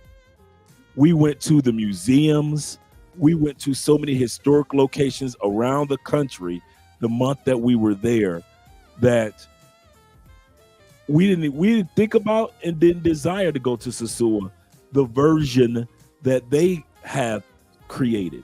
Mm-hmm. You notice that we never thought about, you know what, let's go see what Secert like. Let's see these pay for play. And we don't move like that here. So we weren't going to move like that there. Just like we weren't going to look for the red light district in Paris. we weren't looking for those areas. We were looking for areas that were historical, great restaurants, meeting everyday people, as well as places where we can shop. Oh yeah. And so that's what we usually gravitate to when we go to countries, because we're good people. We go to gravitate to good places. And you're absolutely correct. Every place in the world has negativity, but we just don't. Even here in Colombia, even here in Cali, guys wondering why in 6 years I haven't come close to any of the incidences of losing a cell phone, getting a watch snatched, or any of those things, because I don't move in those environments. I don't want to move in those environments. I don't do things or dress in a way that most people to make myself stand out. Look at me, I'm American. I don't do that. And so I just don't have any issues. And then the people that I meet down here are really nice, professional people. So the problematic people I don't see. And so when people talk about in Colombia, this happens to that person or that happened to this person, normally you can backtrack it to the circle that these people gravitated or attracted into their lives. Let me explain something to you, Andre. If you are in Sosua, there's like a street. If you go left, you go to Sosua Beach. If you go straight, you go to Playa Alicia. And when I say 30 seconds apart, they are 30 seconds apart in a world of difference, an entire world of difference. Playa Alicia, clean beach, family, restaurants there. Local people. Yeah, local people enjoying themselves. You go 30 seconds the other way, you got the prostitutes, you got the shacks, you got everything there. And I said this before in one of my streams, I used to have some property and I used to, rent to people. There was a higher class neighborhood in the hood. Say the rent was $500 in the hood, $550 in the higher class neighborhood. And maybe they were just 5 miles apart or close. The ghetto people would always go to the $500, even though $50 was nothing more. They felt more comfortable in that. They felt more comfortable to be with a lower class than to spend $50 more to be with a whole different group of people. So sometimes that guy makes that choice to go to that beach because that's where he's comfortable. You said you spoke to lawyers, attorneys, doctors, people of profession. That's an intimidation to them. That's not even on the level that they would do. That's why the way you would move and the way they move would be entirely two different ways. What they looking for, and here's the thing. You got the results you got because of how you move, and they get the results they get because of how they move. True. That is so true. And it's so simple to get the results that you really want as a man, whether you want to stay single and just have somebody special in your life, or you're looking for somebody that's more solidified under the umbrella of marriage. You guys, it is exactly like he just said. You're going to attract whoever you are. So the better you become as a person, the better, no matter what country you go to, you attract. I give you a perfect example. Andre and I are in Paris, and we're in the opera house, and we meet an Asian couple from Chicago. You'd have thought me and the husband were best friends for life. I mean, the minute we see each other, we chopping it up as if the wives weren't there. As if we weren't in a museum, as if we were at a bar having drinks, right?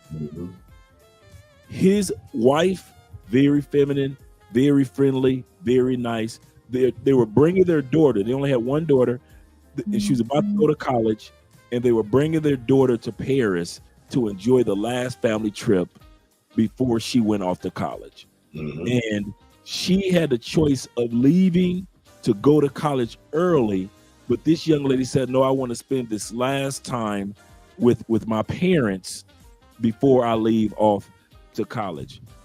That's good people attracting good people. We didn't go say, hey, I hope there's some good people here. I hope somebody here is good. We didn't do that. We didn't have to. So it is no matter where Andre and I go, even in DR, it could be at an ice cream shop. And we will meet somebody that were good people with good conversation, very friendly, very nice. Why? because we're good people. What's the secret, guys, that we're saying? The better of a person you are, the better of the people that you will attract around the world. It'll never change. There is no shortcut to this formula. That's how it works, correct? Yeah, Correct. never said before. Yeah. And there are two other things I want to address, Andre. I seen that. I think Charles Jones put a comment in the thing. He said, "Nah, I can't have my wife do my laundry. I'm very particular about how my laundry is done. Can't let anyone do it." That's Charles. And I will do it for you. Hey, I come from a family where my mom was like a stay-at-home mom. My father had his own construction business, and he was like very particular how he wanted his shirts folded. It was like he got folded like you were in the store, like folded up, underwear folded up, everything. You just teach your wife how to do it. You show her. When we were there, it was like, all right, I like some French toast. I'm gonna teach you how to do it. I'm gonna teach you how to cook some American meals that I like. You have to entrust your wife to be able to do that. It's just like a child. You can't say, I'm gonna, if you're raising a child and you say they don't know how to do anything, and so you don't let them take the responsibility to do it, you teach them how to do it, and then you let them add their own flavor to it. True. You know, like me, we change it around. We make The sancocho dish. yeah, sancocho. I like mine a certain way. I add it a certain way. You know, I like my my manfango a certain way. So He I'm like, changed the sancocho recipe. Andrea, es como que yo te cambie la bandeja paisa. Oh my God, I love it. I love it. I mean, but you add your flair to it. You know, you add, your little thing, and you teach them, and they teach you, and that's the great part, that you guys can teach each other what you might like. Yeah. It makes it so much better. And we learn each other as a couple as well. We try to make our partner happy, but as well, we want to be happy. Mm-hmm. If I know several things he don't like it, what I'm going to try to do those things, I just change it. Oh no, he liked the sancocho a little bit more thick. I like a little bit more water, but let's make thick for him. Because at the end of the day, he will eat the food as well. And if I can put a little bit more water on mine, why don't do it that? It's like sometimes we try to get the things hard and worse or create a problem and drama where it's not. Mm-hmm. And that's how the partners and the marriage falling apart. And it's because we don't open to those little changes, because it's just a little changes that you can make. Yeah. Little Sure. it doesn't even changes. I will call adaptations. Let's adapt a little bit the way I do the stuff, and then he will be happy, I will be happy, and everything will be going well at home. Because at the end of the day, that's what we want. Mm-hmm. And we're talking about assets. Think about this, Andre. If you look at North, Central, and South America, there's really 3 or 4 countries that don't speak Spanish. Canada, United States, Brazil, they speak Portuguese. True. What asset is it when you took your wife somewhere in Colombia, somewhere in DR, Mexico, somewhere else, that you got your partner right there? She keeping you out of trouble. She translating. She knows exactly what's up. You can move entirely different. Like when we go to her country, even if I look Dominican, she'll be like, shh, don't say a word. We're going to catch this concho. We about to do half the price. We about to pay this. It has saved me so much money just because I don't get the price. That was me in Paris. I mean, seriously, that was me in Paris. I mean, I just, as soon as we get there in Spain, or when we go like DR, I would like, okay, let me set up for example, the taxis app to save more money. Let me ask this, let me go there, like all those things to save money and everything. And with Andre, even here is still in Colombia. When I go to Centro, every city got a Centro, so I go by myself, because if I go with him, they gonna triple the price. And no. So I see your point, and it's very funny, and that's true. I mean, you look Dominican. But yeah, it's those little things that I say, Andrew, do not say anything. When we were partners, even like, let me go first and you enter later. Do not, because seriously, I mean, people is people. And the tourist place, I have to tell him. Oh man, we went to They were trying to charge us $100 some to go to this waterfall place. The local price was like $10. I'm like, they would, get over on you.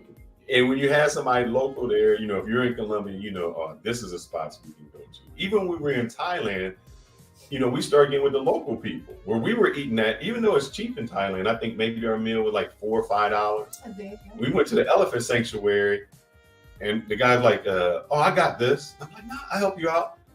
The bill for 4 people was $4. Was $4. I'm like, oh, you got this one, bro. But they knew the spot. That's how you can have someone who helps you out, who caters to you, who has a pleasant personality. Your wife has a very pleasant personality, and that attracts it. You can be more of the business mind, and they be more of the, hey, I'm smiling. I'm going to get a lot with a wink and a smile, a lot further, than you can. And it's the asset that really. Yeah. That a lot of guys, they say they don't want to get married and they don't want to do this.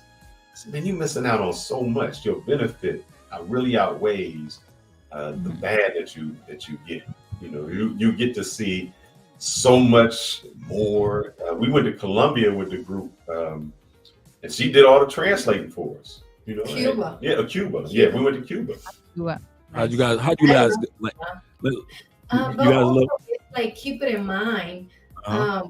When you're in love, and and Andrea can agree with me, his money is my money. Which means if he lost money, if somebody tried to take advantage of my husband, you make a fun in my face because you stole my money. Because I need to take care of his wallet. He independent and grown man to take care of the things. But at some point also too, when we in countries like my country or countries where we is Spanish speaker, I always say I taking care of this because it's like I need to save the money.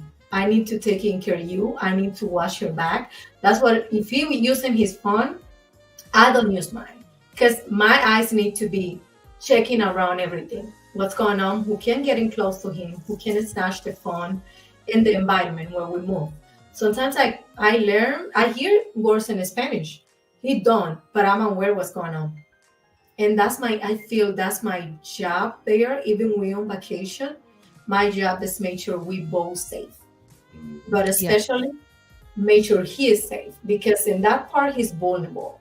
Even his Spanish is good, but if they speak fast and they use a slang, he don't going to understand. But it's like, hey, guess what? I speak perfect Spanish and I'm here, and I feel proud about that. I enjoy those little things. That's a good thing. Go ahead, babe. No. It what she said is true. That's one of the things why especially when you speak Spanish, just even here it's still like when we go into Cartagena, I'm trying to make sure like those don't get those traps in Cartagena or those lies in Cartagena. So it's the same thing. Just make sure that you're fine because it's a job. I remember Andre. I don't take for granted that it is a job dealing with us American men in your home country because I like what Andrea said when we first got together, and she told me that her mom, I think her mom and her dad or mom and her grandma informed her, you're going to have to take care of Andre because he's new to this culture, the Spanish culture, as well as this country. Mm-hmm. So be prepared to have to go that extra mile for your husband in the form of some form of protection. Not from necessarily just dangers, but also protecting me from making bad decisions. Yeah. We could go to this grocery store and I get it because I'm American. I'm like, that's only $5. You like, babe, down the street is 50 cents. Mm-hmm. So it's things like that that they protect us from us because we'll take stuff for granted and we'll overspend when they know where to go to get the correct price for something. Or the legal aspect. Just like if you want to buy a house, you want to buy property, you want to do that.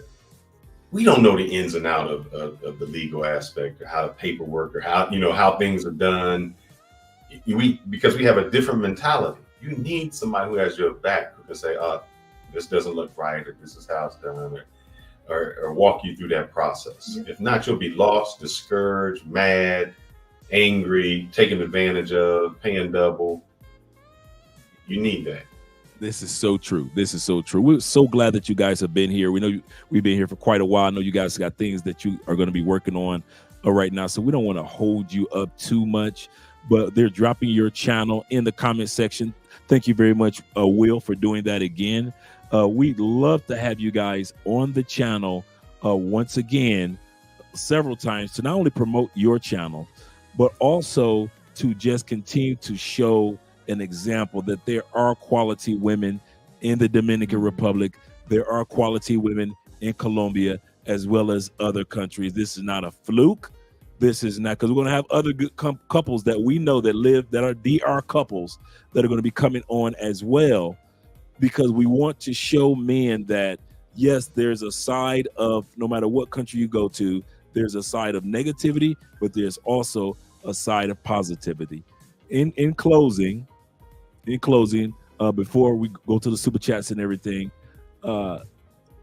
what advice would you give both of you? I want to hear what you have to say. What advice do you guys have for men that are at this stage? You know, they're going to DR, and it's a social media DR. They're tired of Sosua.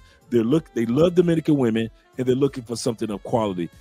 Other than be a good dude, we already talked about that. What advice in regards to finding or looking for a good woman would you guys have for them? Before I say that, I just want to say, everyone, if you've gone to Cali, we've been to Cali. We've tried to go to all the Christ the Redeemers across the world. It's beautiful there. What is it? Gato Rio? Rio de los Gatos? Parque de los Gatos y el Rio de los Gatos? Yeah, the cat park. Yeah, we've been to the zoo over there. Very beautiful place, very nice food. We love it. But to go back to what you were saying, if you can't change the people around you, change the people around you. If you want success, you know how they say it, if you're the richest person in your group, you need to find a new group. True. You need to go places where you find those good women. There's successful women there, people who make a lot of money, who have that. Those are the people you need to surround yourself with.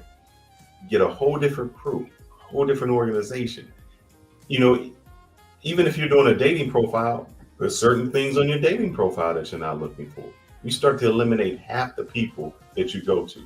Don't even entertain, certain aspects that you wouldn't deal with here. When you do that, it'll open up you to a whole nother place. And when you start to deal with those type of women, they will put you there. Example, in Dominican Republic, there's a bridge that goes across. One place is called Los Minas. The other is like Arroyo Hondo. I met a girl in Arroyo Hondo, and I said, let's go to the club over in Los Minas across the bridge. Mm-hmm. She looked at me like I was crazy. She was like, I don't do that. I won't go there. And then you start to figure out why. He'll save why would you go? It was just hood. You know, it was to them, it was like a hood place. It wasn't fancy, you know, so she didn't even want to be surrounded by that type of clientele. You know, here we may say race or color, and there it's culture and class. True. I don't want to be seen there. Yeah, I don't want to be seen. And so if you're the type of person that always is in the gutter, where they say you lay with dog, you come up with fleas, that's what you're going to get. You can't do that, because there are women. And here's the other thing. They think that everybody wants a green card. There are women in DR, Colombia, they have tourist visas that can come to the United States. They can travel. They've probably more traveled to cities that you haven't traveled to, or countries. So it's the people who are the lowest who haven't gone anywhere. True. If you want to change where you're at and find that successful love, you got to change your behavior as a man, because the women we have are a reflection of us. That's true. That is so 100%. True. Okay, we got. Oh my God. Sorry, we got here. Thank you, Gerald, for your donation. And he say, "Do you know English? Do you know English before you met your husbands or after? Because I think it will be hard to know what each other is saying in the beginning. Will you recommend someone that knows some English? What do you have to say, Yanil? I don't know. My English was terrible when we met, but his Spanish was fluent. That was a plus. And I mean, if you want the relationship and you want the things work, you gotta make it work. You gotta put effort on you. So I have no choice. My choice was learn English and get to his level. And yeah, no English is a plus because it's easy for you to communicate in the best way. But at that time for us was terrible because it wasn't Google Translate. We have to try to communicate what we want to say, and I need to make sure he understands. He need to make sure I understand for we in the same page. So I can lie to you and painting this pink picture that everything will be perfect. The language barrier is hard. I'm going to disagree. I'm going to say it's actually a plus to meet someone who doesn't speak your language. Why? 90% of your communication is nonverbal.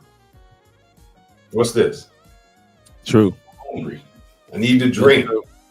So you can communicate with someone, and then if your language are not together, now you really have to communicate. You can't just say something off the bat. Your words have to be precise. It can't have double meanings. We'll say something. I remember somebody said something to me and it was like, oh, they talking bad because it's a double meaning I didn't understand. If I say, hey, what's up, dog? She like, dog, why you call me a dog? It would go over. Hey, I got a story for you real quick. Don't forget your thought. Do not forget your thought. First time Andrea cracked a joke and I said, oh my God, you are so stupid. And she said, why would you call me stupid? And she was I said, no. I said, babe, in black slang, that means that you're hilarious. That was funny. That was silly. That was very funny. Where we're from, like if you were in Oakland, going dumb. Going dumb is kind of like going wild or being happy or being free or something. Doing something silly. And so when she said something that was funny, I was like, oh my God, you stupid. And so she's like, oh, how would you? Wow. So you're absolutely correct in regards to sometimes words in English have a double meaning. Continue on with your statement. I'll piggyback on that, then I'll go. So Andre, you may get a kick out of this. Like, you talk about like the first times we made love. I thought this chick ain't the chick I thought I met. She keep thinking I'm rich. Why she keep only bringing up money?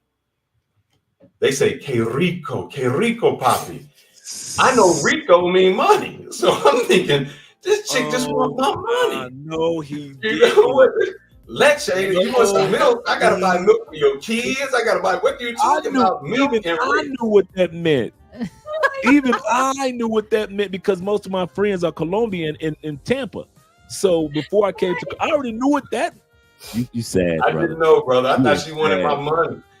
No, I have never heard them. You know what? That's a joke I'm going to ride every time I talk to you, Adrian. From now on, oh my God, that's a good one. That's a good one. So for you guys who don't understand, when a woman, when you're like making out or they say "que rico," that's like I like it, like Poppy, I love this. Right. These are things that I want. So it's entirely different. Oh, it makes us communicate. You really have to get to the essence of what someone is saying, and then you just can't talk over each other. You have to really sit down and start to understand. So you get more intimate because a lot of your language isn't spoken anymore. It's nonverbal. True. That's true. And that's true what you said as a Toastmaster. I did know that over 85% of our communication in the world, man, no matter where you are, is nonverbal. Everybody knows what this is around the world. Everybody knows what this is around the world. Like he said, comida, everybody knows what eating or food is around the world. And so most of your communication you're going to be using is nonverbal anyway. Facial expressions, things like that.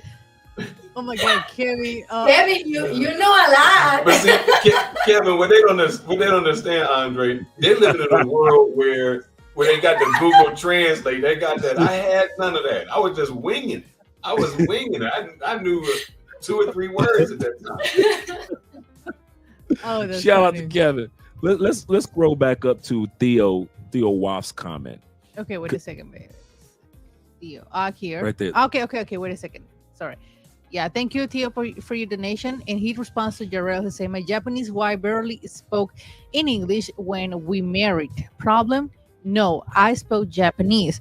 These women are worth the language study. So don't stay limited in English. Go learn another language. That is probably the best motivational statement that I have ever heard somebody say regarding why you should learn the language if you're going to be with a woman. If this person is worth learning the language. And Theo just said that.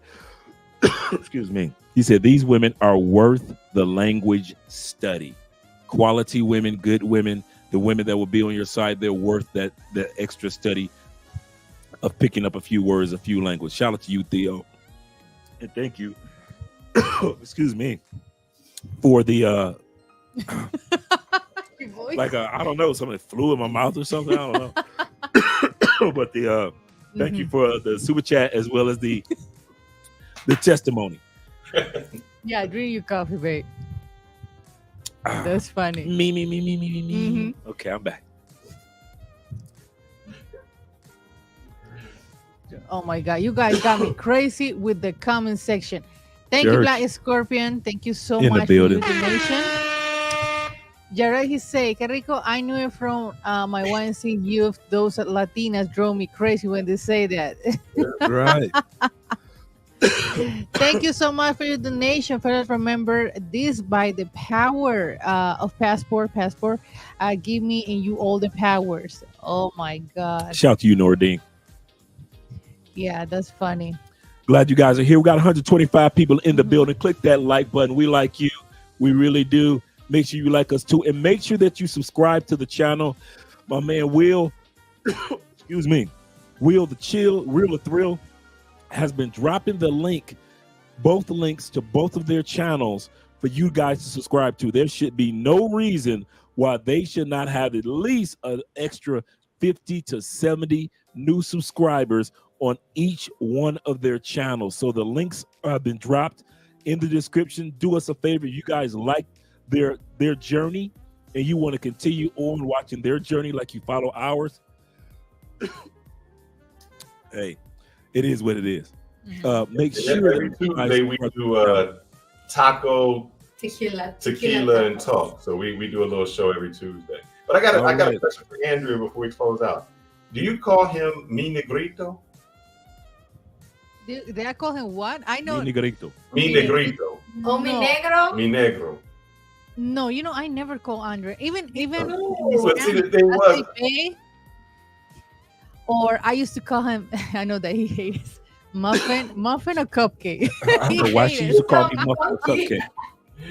And I say that because Andre, I was confused in that when I first went to DR and I was hearing them because Latino people can express with like a color, like mi negro bello, or blanco, blanquita. And I'm thinking, why does chick keep calling me, the N-word? I'm thinking it's the N-word because I'm like, she keep calling me a Negro. Why is she calling me a Negro, man? This is crazy, or mi gordo. I'm like, they calling me fat, little gordo. But you start to see that those are terms of endearment. We just don't how can you call her flaca? How can you call your cousin fat? It just, so language is important to know that sometimes what we think is bad is actually terms of endearment in other places. Yeah.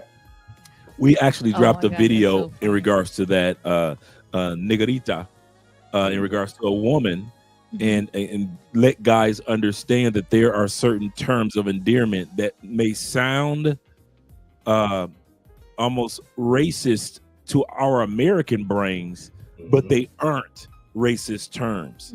So negro is not a racist term.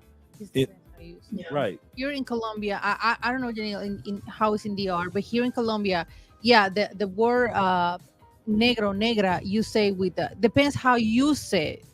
And if you use it in a good way, in a love way, there's no any problem. But if you use it with insult, next to insult. So Yeah. they get offended and they call you racist. So it depends. It's not the N word, but it depends how you say it in Yes. Colombia, in any part of the We world. was let me tell you this short story and then we can close out. We was January 1st, you remember? Mhm. I broke my tongue. I mean, I have an accident with my tongue.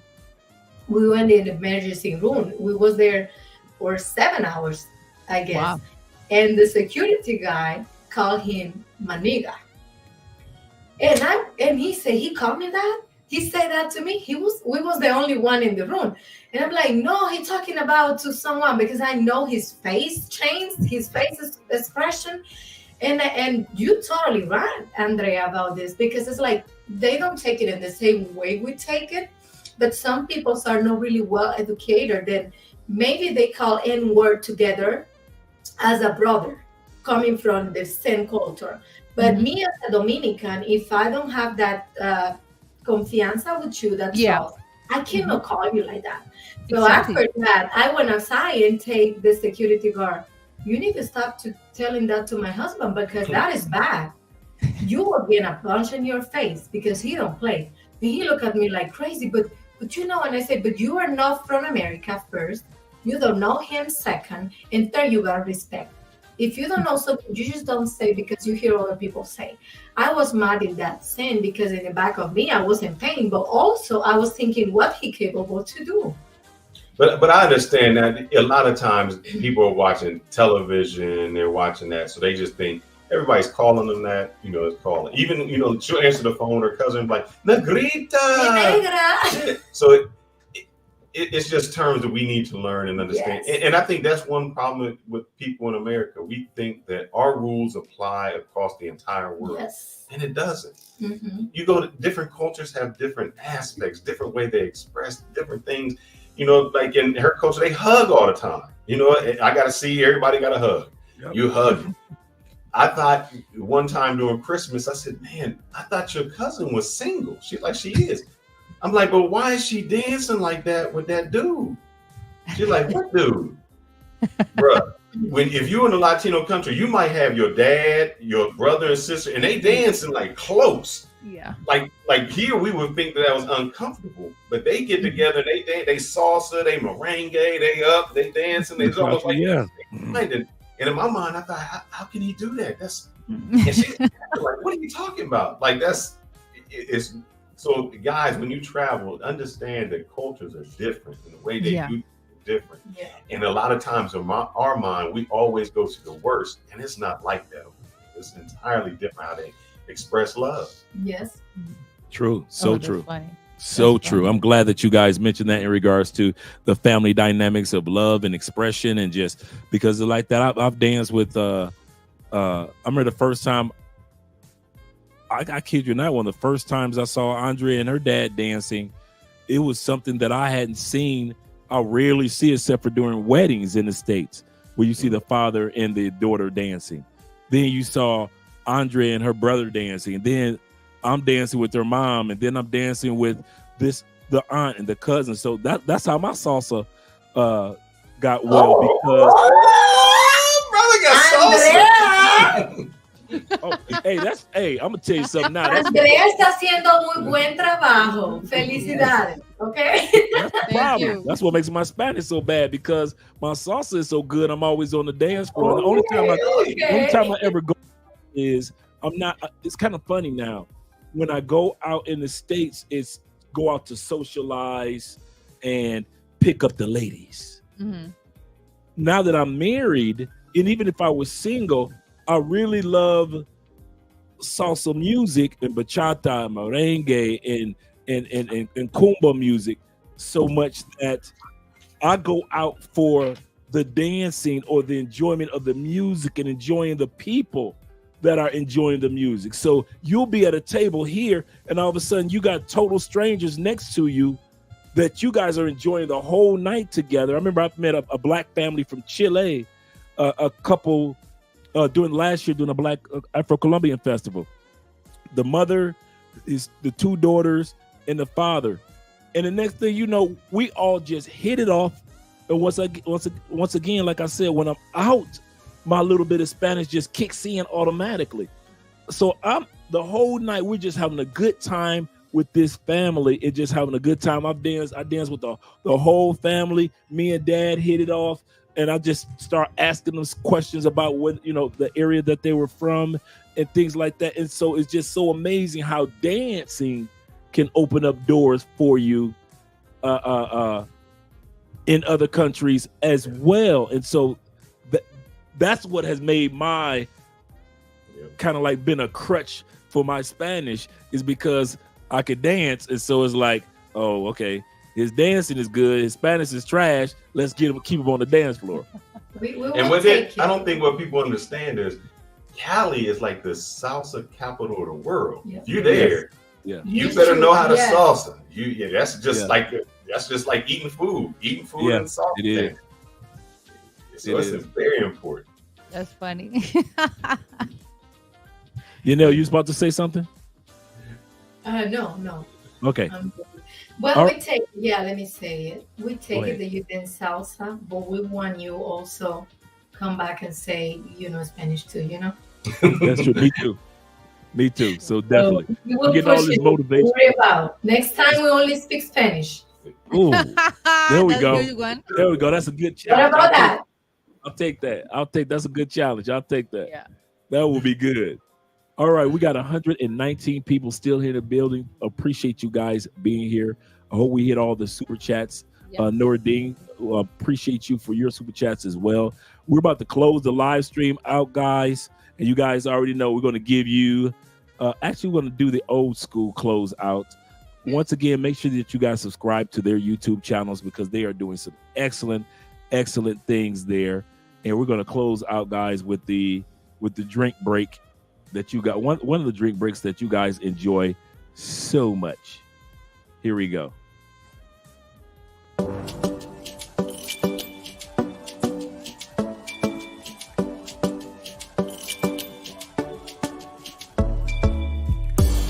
Det var första gången vi möttes. Våra blickar bara möttes. Kommer du ihåg det igen? Kommer du ihåg igen? Du vill ha ice little fingers. Då du vet det chalas. All in, ingen broms, schackmatt på din vänster hand. Du är så viktig baby. Ja, du allians. Du är försiktig baby. Men du gav mig en chans. Det är 50-50 baby. Men det är balans. Jag växlar upp med dig baby. Ingen annan. Det var fan ingen dans på någon ros innan jag träffade någon som det. Som det, baby. Det var fan ingen dans på någon ros innan jag träffade någon som det.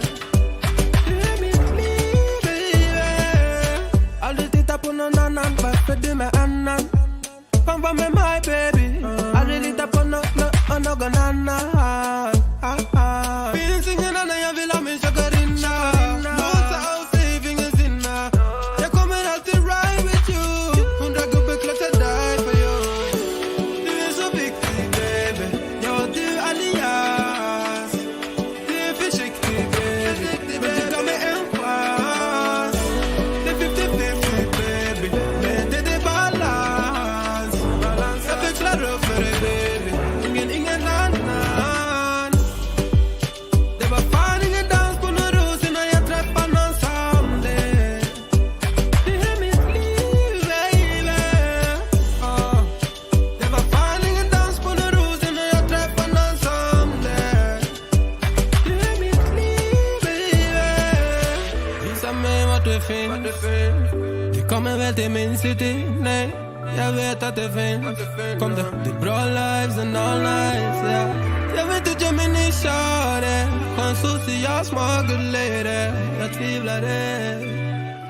Visa mig vart du finns, yeah.